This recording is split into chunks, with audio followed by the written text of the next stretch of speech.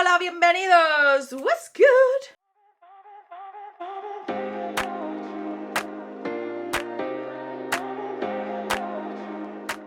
Hi guys, as you guys can see for the title, today I have a list, you guys. It is towards the end of the year. Let's just call it what it is. It is the end of the year. We all know in a blink of an eye it'll be December 31st, unfortunately, with the way that our lives are. And every year around this time of year, I start to reevaluate what I own, what I have. Last year I did a massive declutter of a lot of things. I let people just go through my drawers and pick what they wanted. So I'm starting to get that itch again this year. I always like to see what it is that I reach for, what I haven't reached for, and I have a few palettes in front of me that I've been debating on letting go or not. Something keeps holding me to them. Now, I'm not saying they're officially going to be decluttered, that I'm officially letting them go after this video, but I am getting the itch and I have to, again, you guys know that I think these things thoroughly. I don't just let go because I'm in the mood and then I regret it. And some of these I can't get again. So I have to really think about it before I let them go. I have thoughts. So if you're interested to see what palettes I'm itching to let go, stay tuned.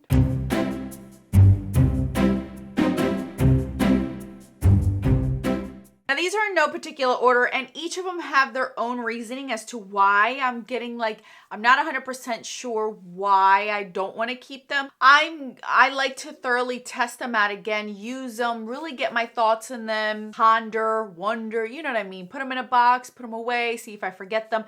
But these have been back and forth out of my drawers debating whether I should let these go. So let's get started on the first one. All right, the first one that keeps doing that to me is the Natasha Dreamy palette. And I think it's just because the color story is not grabbing me. As you guys know, I'm not a mauves person. I don't get them often. And that kind of tone sometimes I don't like a lot of them in my collection. Now, I want to play around with this on my eyes again. Maybe I can make it work. The formula is really nice. It's not the formula. It's more of the color story. It's pretty, don't get me wrong, but it's just I don't know. I'm still debating on it. I want to use these palettes for more than 3 days in a row to see what I really feel about them before deciding if I want to let these go. So this is the first one. Nothing wrong with the formula. Nothing wrong with anything of it. It's not like it's old or anything for me.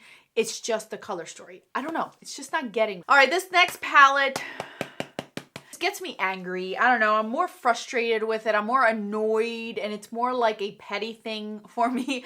And this is why I haven't let it go yet. But as you guys know, every year I pick one indie brand where I want to try out each year. And this year I wanted to try this brand and I was pretty annoyed with their mystery box. I feel like she did a cop-out. Because her palettes are known for her shimmery, metallic-y, duochrome, trichrome shades. And the one time she does a mystery box, she gives us a palette with the majority of it being mattes and then a few of those. And since then, she has not come out with a palette with the same concept, which frustrates me because I really wanted to try a palette with all of those kind of duochrome thing. This brand right here. So Adept Cosmetics, they're known for those shimmery stuff, but you gave me a palette that is 2 rows of mattes and these. And if you look at these 3 right here, they're so similar. I'm not really getting much of a variety. All of these have some sort of blue tone to them and then a purple. I think that's what's frustrating more. And this is why I want to throw this palette across the room, but I'm trying to be the bigger person and really dive into it. I just don't care. I'm more annoyed with how this came about and I have yet to buy anything from her brand. One, I feel like her prices are overly priced. I got some of these palettes that she's releasing. I'm like, dang, I'm sorry. I can't spend that much money on an indie brand palette. That's just no. Especially with this bad taste in my mouth. I just can't. So I was this close of putting this on Macari Poshmark and letting it go. But then when I opened it up again, I told myself, give it a chance, give it a try. See, Alex, if you really like it.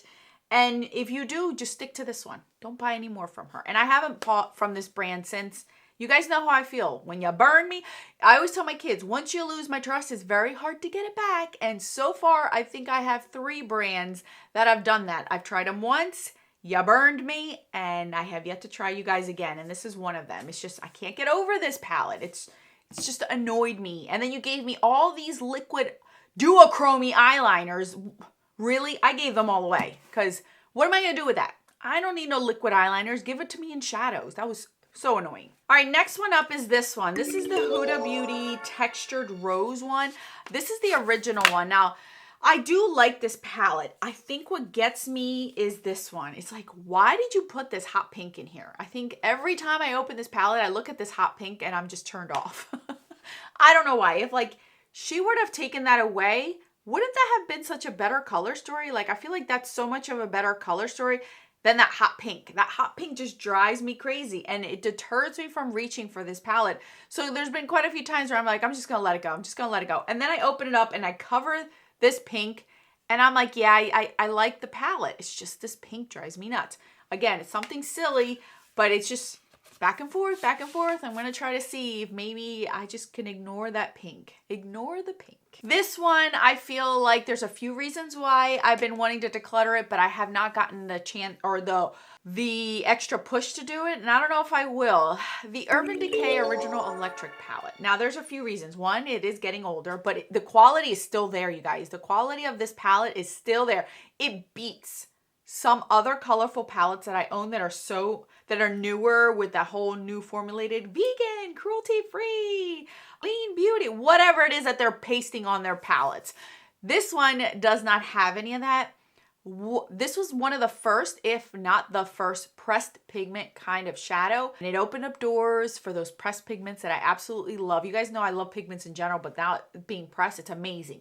The reason why, there's two reasons. One, it's getting older, and two, I don't reach for these kind of colors as often. So I'm like holding it for nostalgia reasons, but I don't want to also let it go because I know this is such good quality and it has lasted this long versus other palettes that don't last as long anymore. So I'm going back and forth on this one. I told myself I got to play with this a little bit more. I want to incorporate it in my everyday looks to try to get more use out of it, to love it a little bit more. So when that time comes that I do have to let this go, I don't feel guilty that I didn't get the usage it deserves. This palette I've been going back and forth on. I love the quality. You guys know I love the quality. It's just, I find this to be too redundant for me. I don't know what it is. This is the Love in London by BH. Obviously it's not made anymore, I don't think. It's a beautiful palette. One, I don't own many cool tones. I'm not a cool tone person, but the cool tone palettes that I do own, I really do reach for solely because I don't have many. I'm more of a warm toned girl. So this one gets its use, but it's just, I feel like some of these shadows are very close in color. Like I don't get much of a variety in it. I always have to incorporate something else in it. And maybe that's why I've kept it around, because it gives me the opportunity to reach for some of my single shadows, single pigments, pressed pigments, and I can incorporate it with this. And that's probably why I'm keeping this one around. But it's nice. I love the quality. It's just, I don't feel inspired just looking at this alone. This is more like a companion palette. So I've been debating on whether to let this one go or not. All right, the last two are from the same brand. And I have my reasons, but I have come up with a thought that may end up having me to keep them. First and foremost is this one. This is the Give Me Glow Extra Spicy. Now this one's no longer made. This has been discontinued. And I have hit pan on a shadow. I hit pan on this one. The reason why this one has been on the chopping block basically is because I feel like some of these shadows are redundant. These two reds are a little bit too close. Like these peachy shades are not that off. This orange is like, I feel like there should have been more variety. When I think of these jalapeno thing, I was expecting like greens in here and reds and oranges and yellows, not so much just red and orange. Yeah, it is extra spicy. It does look extra spicy. Like when I think of spiciness, I do think of yellow and red. But if you're going to go for this design, put some of the green in there. Put some of the green in there.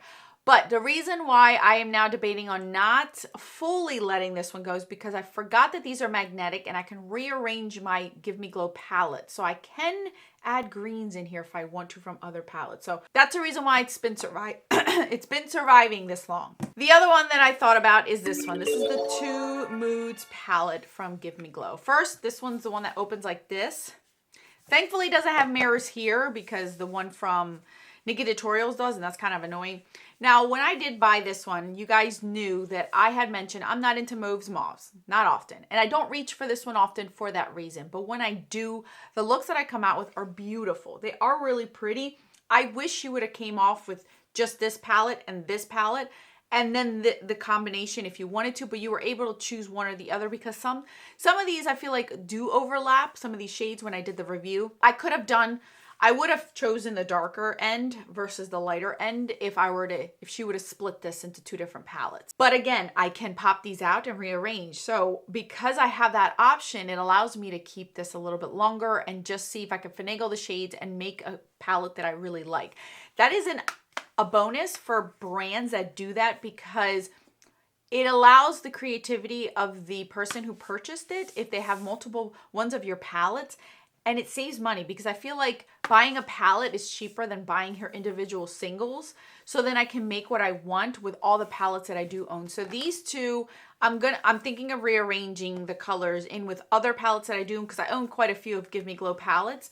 And I can maybe make something that I will reach for with the colors that I do enjoy. So that's why I've been debating back and forth whether I should let go of these or not. All right, guys, those are all the palettes that have been on my mind back and forth for one reason or another, why I should or should not let them go. Now, I will tell you, if these are stuck in my collection and I keep them, they're not going to be a huge burden. They're not ones where I just want to get rid of them right now because they're terrible. No, I still can work with these. I can still make these work. All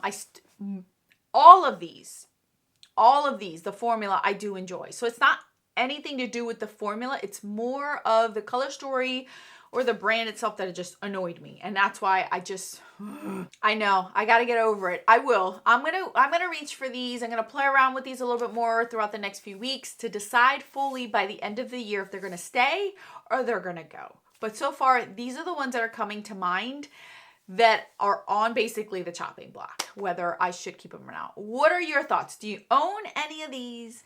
Are my reasonings justified? Should I not? What are your thoughts? I always like to hear what you guys think. Sometimes you guys bring me over that one step back or forth that I needed to take and make that decision. So I'll list these down in the description box. If they are still available, I will link them. If not, I'm sorry. I don't mean to get some of you guys upset that couldn't get these. Anyway, more videos on the screen for your enjoyment. Until then.